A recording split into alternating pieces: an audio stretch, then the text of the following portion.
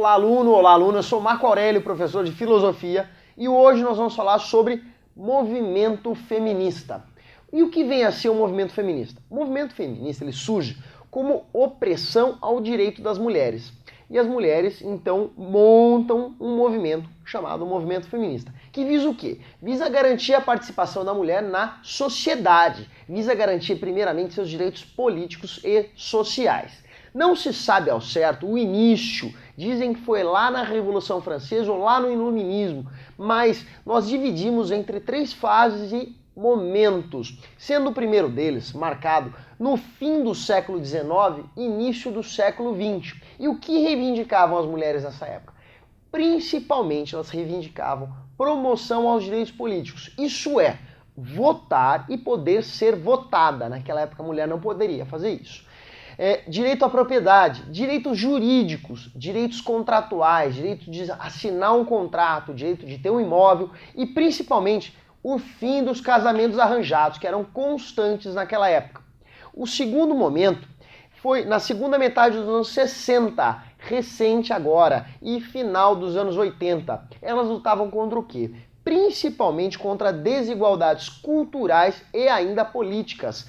Isso influenciava muito na sua vida profissional e pessoal. A mulher tinha naquela época um salário diferenciado do homem, só naquela época. Foi muito divulgado nos Estados Unidos, com a liberação das mulheres e o famoso protesto A Queima dos Sutiãs. As mulheres foram à rua, se despiram e queimaram seus sutiãs. O terceiro momento deu-se no início da década de 90. Foi um movimento mais organizado, difundido também através da situação social das mulheres. Desafiou paradigmas e a discussão era sobre micropolíticas, com o seguinte tema: o que é melhor para a mulher? A participação mais ativa da mulher na sociedade. Esses foram os temas principais do terceiro momento, que se deu no início da década de 90. No Brasil, esse movimento ganha força no início dos anos de 1910, com Berta Lutz, uma bióloga e cientista, que prevê a luta pelo voto, ou seja, o incentivo ao direito político das mulheres. Já em 1927, ela organiza e leva um abaixo-assinado ao Senado, pedindo a aprovação desse projeto de lei, onde ela reúne milhares de assinaturas.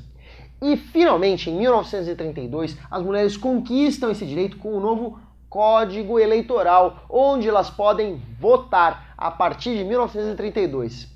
O movimento perde a força na década de 1930 e volta a ter força nos anos 60, durante o regime da ditadura militar.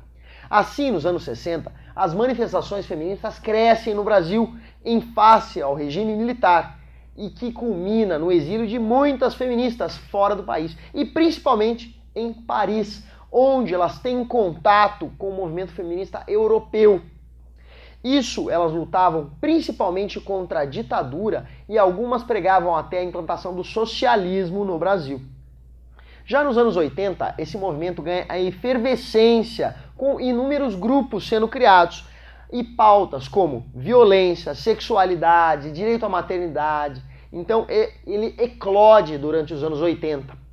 Finalmente, no final dos anos 80 e início dos anos 90, há um crescimento da violência contra a mulher, onde apenas e tão somente no ano de 2006 o governo dá atenção à criação de ONGs. A partir das ONGs, ele cria a chamada Lei Maria da Penha, que vem resguardar os direitos da mulher em face de seu companheiro ou de seu marido que a agride. Então são criadas delegacias especializadas, as chamadas DDM, Delegacia de Defesa da Mulher, que protege a mulher na relação afetiva. Com isso, aluno, acabamos mais um tópico, mais uma aula. Espero que tenham entendido a matéria.